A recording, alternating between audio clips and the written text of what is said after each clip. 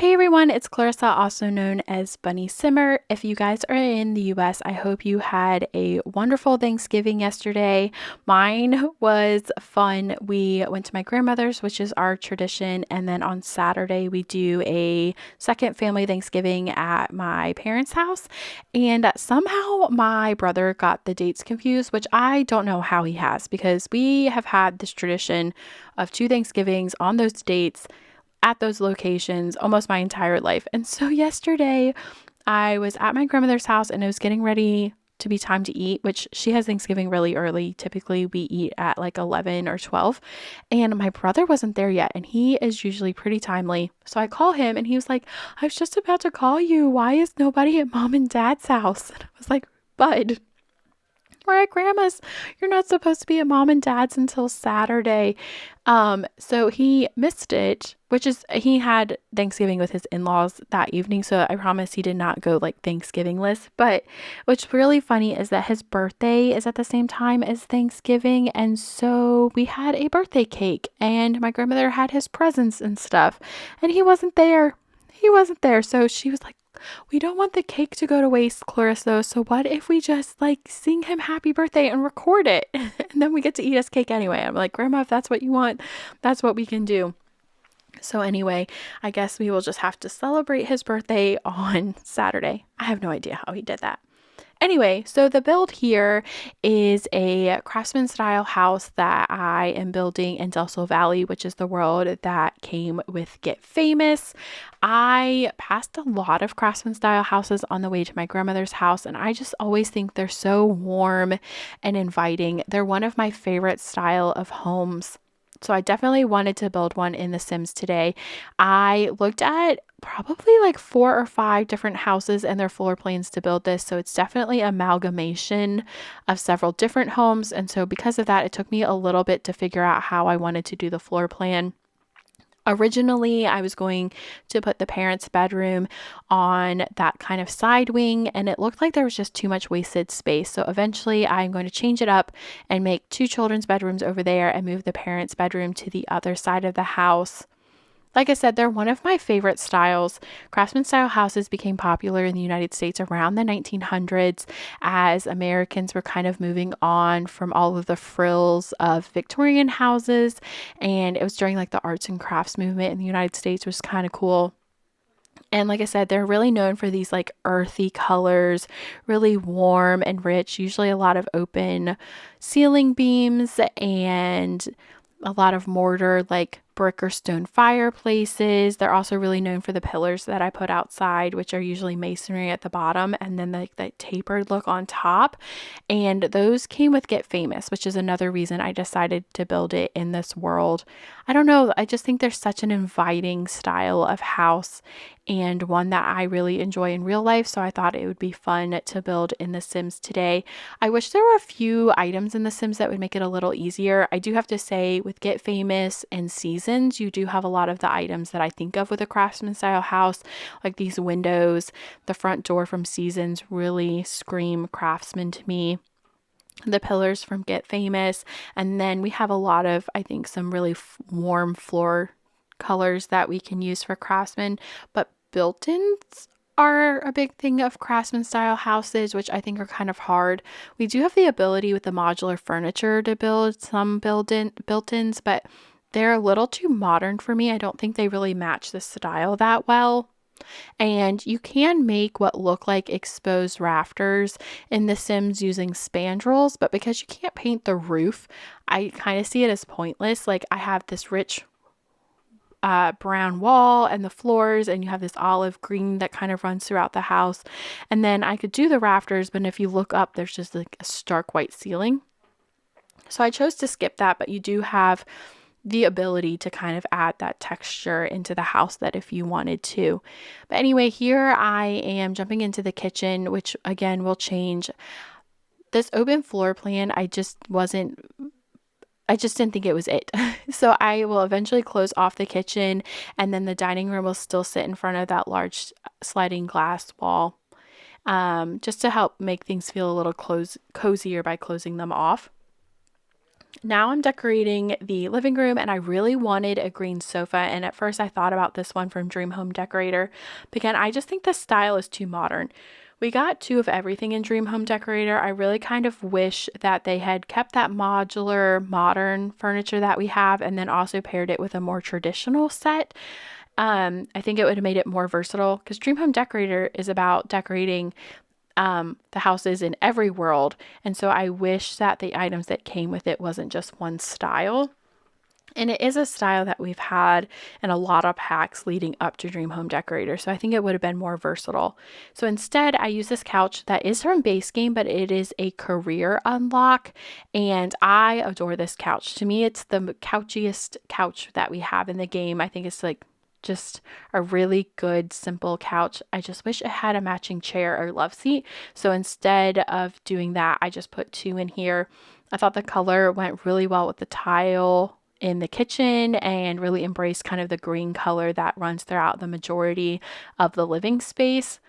I really wanted to do a circular table, and I have one in the dining room right now, but I couldn't find a rug that fit in that space and around it well. So after I close off the kitchen, I'm actually going to change up the table.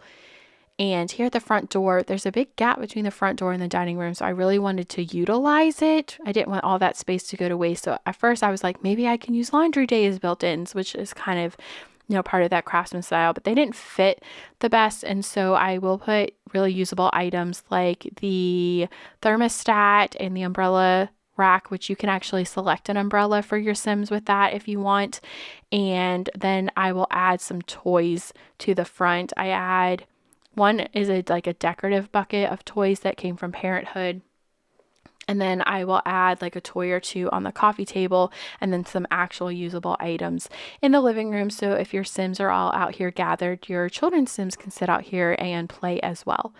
So here I'm making kind of the last adjustments that I'll make to the floor plan. I wanted to make the kitchen just a little smaller so the dining room would have a little more space and there would be a little more space around the sliding glass door that I put there.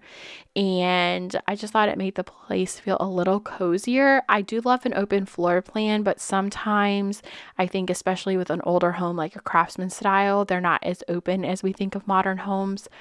Though some craftsmen are, they definitely went through a renaissance period in the United States in the 1990s where a lot of new craftsmen were built. And some of those that I've been able to like go and see and tour do have a little bit more open floor plans than some of the ones that were built in the 1900s. I have a friend that has a Craftsman style house, and one of the things that she struggles with because her floor plan is so closed and our furniture from the 1900s to now is much bigger in the United States, that sometimes she has a harder time putting in furniture in her house, which I thought was interesting. So a lot of the items that she uses are thrifted, which match the vibe of her home, but also fit much better than some modern items. So here, like I said, I am changing up the dining room. I was actually kind of surprised how much base game I used in the house. The dining room set and the bookshelf that I put in the living room and this table at the front door are actually all from base game, but I think the wood swatches and like the earthy green really matched the vibe that I was trying to go for the house. Definitely. So I also wanted to make sure like the house, like I said, I wanted it to feel lived in. So I do put like toys and things throughout. I put a little rubber ducky outside the children's bathtub and things like that. But never knowing like who's going to download the house, I always try to leave at least a little bit of room if you need to add some skill building items. My options are like put them all in or try to pick a few. And so I always try to leave at least a little bit of space, like if you need to add an easel or you need to add a chess table, that there's always room somewhere inside or outside for you to be able to do that, so that the house is kind of easy for you to adapt to whatever your Sims needs are. One of my favorite things that I've been doing lately off camera is like trying to get back into some of the gameplay. I do have a couple, doing the 100 baby challenge right now, and then I'm also trying to do like a Phil Newcrest thing where I have my Sim, she married Johnny Zest, and he's like trying to get back the land grabs for just owning him, so he's like making Newcrest his own, and the person that he married, their last name is Newcrest. And so they are filling it with like the Johnny Zest nightclub. That's not what it's named. I haven't built it yet, but things like that. So I do have some things that I'm doing in gameplay, but sometimes things get a little stagnant. So I like to download a house from the gallery and then tour it and then build a sim that I think would live there. Because sometimes people include things that I just never use, and it really like challenges me to do different things in my gameplay. So I definitely suggest that if like you're trying to get back into, you haven't played The Sims in a while, and you want to kind of expand what you normally do, I definitely suggest that as a way to do it. So here I am decorating the first children's room. For me, I thought this room would definitely be used by like a tween, somebody, a kid that was like on the cusp of turning into a teenager. So I do include things like the dollhouse and the Sasquatch version of Blurfy, but I do think it's a little less childish than some of the bedrooms that I typically decorate. Lots of photographs, has their own computer, things like that. So if you wanted that room to be for a teenager, there's only a couple of items that you would remove, that you could add, like a skill building item, like an easel or something like that. And now I am doing the toddler's room. I was really just, especially in this room, like we have a couple of sets of toddler furniture that you can easily put, like the dresser, the matching bed, the matching bookshelf, and kind of move on, matching toy box. And I didn't want to do that today. I really wanted to use items I don't typically use. So I used this bed from Eco Lifestyle. Again, I really love like the rich warm brown and the matching dresser, but there isn't like a toy box and stuff that match. So I use this activity table from, I think it's a toddler stuff pack, I believe. I've never used the activity table literally in any build, or I don't even think I've used it as a gameplay feature literally ever. So I wanted to use items that I don't typically use in that room, including the gingham wallpaper, which I think matched with the bed and stuff really, really well. And here I am just cluttering up the kitchen, especially after I had adjusted the size a few times to accommodate the dining room. I really enjoy putting like pots and pans and stuff on that back burner on the stove because it helps make it look like, something's been simmering all day. It makes it look like the kitchen's been used, but it doesn't block for gameplay. So you can still use the stove, no problem. I add a couple like aprons and things to the wall to make it look like it's been a used kitchen. And then I move on to the parents' bedroom. Their bathroom is really similar to the children's bathroom, really small, but still has like that earthy green in it. And then I use this furniture set from high school years. I was actually pleasantly surprised by the furniture in high school years. The Sims crew, when they were talking about it, they kept saying like teenagers don't have matching bedrooms as like eclectic furniture and stuff. So I was like, are we just gonna get a whole bunch of items that don't go that don't go with one another? I was really worried about it. And so I was surprised by this furniture set.